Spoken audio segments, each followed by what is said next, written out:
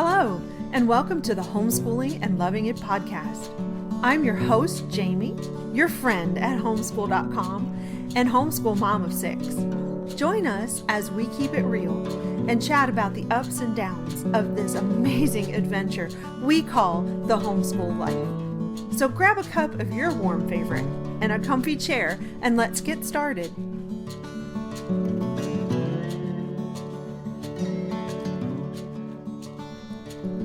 Hello, and welcome back to the Homeschooling and Loving It podcast, episode 21.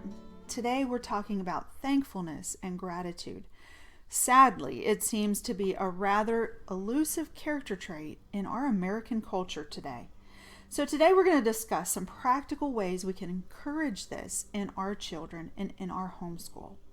Joining us today is Amanda. Amanda is a homeschool mom of 9 and one of our homeschool.com contributing writers. She is originally from Colorado, but now lives in Texas. So welcome, Amanda. It's great to have you join us today. Hi, Jamie. Thanks for having me. I'm definitely very grateful to be here today. Well, we're glad you could. I'm sure you're very busy with 9 children. Yes. I get it. I have 6, but you know. All right. So Amanda, our topic of how to encourage a heart of gratitude in our children really is a tough one. Definitely. Yeah. But as with most character training, I kind of feel like our starting point is really kin to that old adage that more is caught than taught. You know, so that's kind of like the fundamental jumping off point. Do you agree? Absolutely. Absolutely. You know, the parents have to lead by example, not just in gratitude, obviously, but, you know, we have to have that heart of gratitude first, and we have to express our gratefulness often and definitely try to curb our complaining and stopping our critical spirit. Starting with ourselves first before we can even take that step in working on instilling these things in our children, which, you know, this is right. This is important. But it's really hard to do that. You know, when you think, okay, I've got to work on myself. Exactly. I got to get through these issues myself. Maybe, you know, we all have those moments when the day is just been horrific. Feel like we can't go on. It's easy to get negative. Absolutely. Having the kids start with conversation, maybe at the dinner table, or having themes within your homeschool during this month is a nice way, I think, to make our whole entire family be intentional about it. Do you have any ideas along those lines? Well, definitely around the dinner table is a great place. I know it's important for our family to eat as a family, at least one meal a day. Normally it's dinner time. I know a really fun way for us is just to ask questions. You know, and there's lots of questions out there you can ask. So you just write down a few on a sheet of paper. You can decorate a jar, any kind of container, make it look really pretty, set it on your table if you can. Every night, just pick out a question, and then everybody answers that question. You know, like, what is your favorite season? You know, why is that your favorite season? What do you love about our home? What's an aspect of our home that you like? Is there a room that you really like to go to? Or, you know, do you like something outside? What's one of your favorite things about today? What happened to you today that you're very grateful for? What are you thankful for? And you can have your kids come up with these questions and put them in the jar. There's plenty of them online, absolutely, that you can go to and pick those out. For us, that's something that's really been beneficial, is to discuss what we're grateful for. I love that idea of putting them in a jar on the table, because so many times in the rush of the, okay, dinner's ready and this kid has to go here or there, I'll forget. Just exactly. It's kind of, it's in your face when it's that centerpiece, you know? Yeah, definitely. Helpful reminder there. So don't you feel also, in addition to that, and I think that's a perfect idea, something easy that we can implement, but in addition to that, having the kids practice that aspect of thinking about others, that aspect of turning their eyes from themselves or from our home, which, you know, we're homeschoolers, we're here a lot, but to other people and seeing how other people live and how some people are maybe not as blessed as we may be. I know I've taken my kids at times to the nursing home, and we've sang, especially during the holidays, and we've taken necessity gifts to the homeless shelter in our area. But I'm sure you have some good ideas on this too. You want to share what you've done with your children in times? Well, definitely, as you mentioned, going to the nursing homes, we've done that many times, played instruments, sang. Our church in Colorado had a food bank. We were involved with that for a while. And you're absolutely right. Doing things for people less fortunate than us, I think helps them see, what life is like outside our little homeschool. Like you said, we're always home. We don't necessarily see that all the time. So you have to be intentional and take them to those places. And I think when they come back from that, they have a changed view. And then they start looking at your home and your life and thinking, wow, we really are blessed to have shoes or a bed or, a meal tonight. I don't have to worry about any of that. We're so blessed in that way. And some easier ways. I know sometimes it's not easy to take your kids to a nursing home, or you might not have one, close by, but, you can pick up trash around your neighborhood. Maybe there's an elderly person in your neighborhood that needs weeds pulled or the lawn mowed. I live in Texas, so shoveling's not really an issue here like it was in Colorado, but exactly. My son would go out and shovel.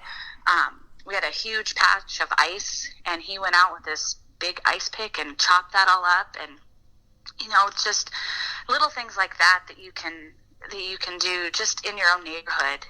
You can leave a nice note for someone.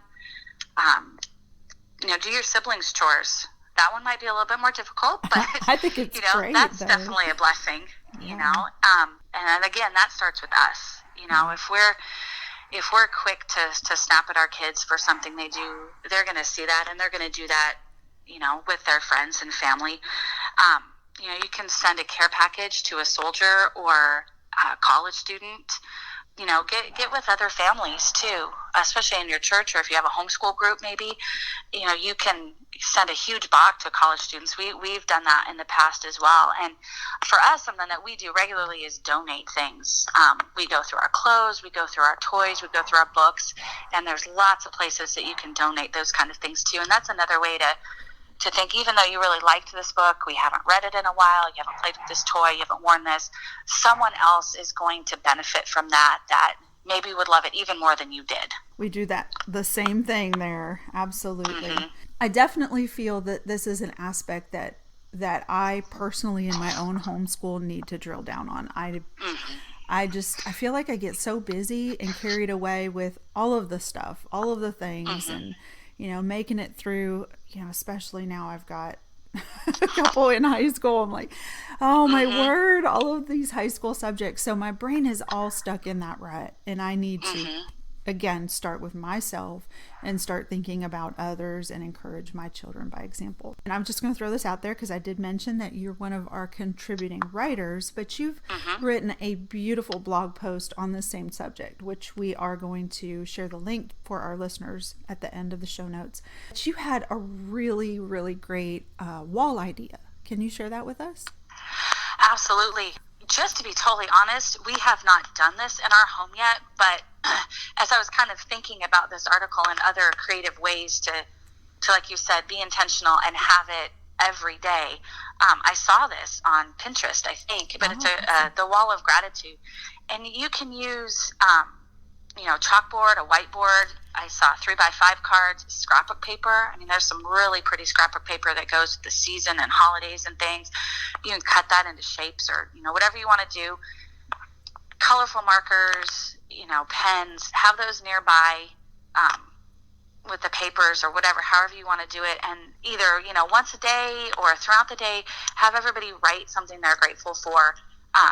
And it should definitely be on a wall that you see often, so that is, like walking into the kitchen. Yeah. You're going to see that a lot. So you can be reminded of those things that you're grateful for throughout the day. And like I said, somebody realizes they're thankful for math. Probably won't happen, but you never know. They can write that on there. Or, I'm thankful for the snack we had today. I'm thankful that we went to the park. Definitely let the kids kind of have at that. Anytime they're grateful for something, try to write that down. And like I said, that's not something that we are currently doing, but it's definitely something I've been thinking about. One thing that we do is grateful journals, and that's part of our homeschool routine. Yeah. Every morning they get out their grateful journal and they write down 3 things that they're grateful for. And I really want them to think about it, not just the general, oh, I'm thankful for food, clothing, and shelter. Really think about it. And years ago, one of my daughters was 5, and she wrote that she was thankful for chairs so that we had somewhere to sit, and baskets so that we could carry things. And, those aren't things that I necessarily think of to be thankful for, but wow, I am grateful for those. Right. I'm glad I don't have to carry everything on my own, and I'm glad I don't have to sit on the floor all the time. So they have really been creative, and every once in a while they're just kind of, oh, I'm grateful for the dog, Yeah, okay, yeah. You can be grateful for the dog, absolutely, but I really want them to think about that. And as our day goes, if attitudes kind of go sour, we can go back to the grateful journal and say, look at these things you were grateful for today. Are you so grateful for them? And how does this attitude make you feel? Do you feel good now? You're kind of in a negative position, and that thinking about what you're grateful for kind of changes that attitude back to a positive one. On a lot of levels, the grateful journal is a really good idea, obviously, for what we're talking about. And of course, the whole, practicing creative writing, and in just thinking about ourselves, how do I view this? What am I really thankful about? And that you can't go through that without kind of getting your attitude a little straight there. Absolutely. It's perfect. So good. And when you were talking about the gratitude wall, I thought about something. It would be really cool to tie that into the jar of ideas on the table, the question prompts. Yep. And then you could have like little scraps of paper or cute things cut out, like you mentioned, do that all together as an activity and then put it on the wall. How fun would that be? Yep. Oh, yes, definitely. So, lots of fun stuff. And I feel like it's just such an opportunity. Though it's something that should be, of course, year round. The fact that the holidays are coming up, it kind of has that tenderizing effect to some degree for our children, for ourselves. It really helps us circle back to things that, this is what really matters. This is the fundamental thing, not the holiday itself or the gifts or anything that happens throughout the year. But it's a great starting block. Now we're kind of, like you said, we're kind of in that mode. We're kind of thinking that way. So, when Thanksgiving's over and Christmas is over, it's a great time to continue that. So do you have any final thoughts to share with our listeners about this? Well, as we've kind of mentioned before, and there's lots of benefits for having that heart of gratitude. Not just your mental and emotional being, but your physical being too. If you're always negative and you're not grateful for anything, you think you're entitled to everything, it physically will make you sick. It really will. I've seen that happen to people. And I think if we continue to encourage our children on a daily basis to look for things to be grateful for, no matter how small, like I said, chairs and baskets, I think that really doesn't leave any place for the bad attitudes. There's no place for anger. There's no place for disrespect, really, when they're dealing with their family, because they're thinking positively, and that's what's going to come out is the gratefulness and the positiveness, and I think it'll help them to view life in a different way. Right. Yep. Absolutely. Thank you to everyone who has joined us today, and special thanks, of course, to Amanda for encouraging us in this area and helping us to think of ways to be more intentional about instilling this character quality, this character trait in our children now and through the rest of the year. So we hope you have a week full of everything that you can be grateful for. With grace and joy, Jamie.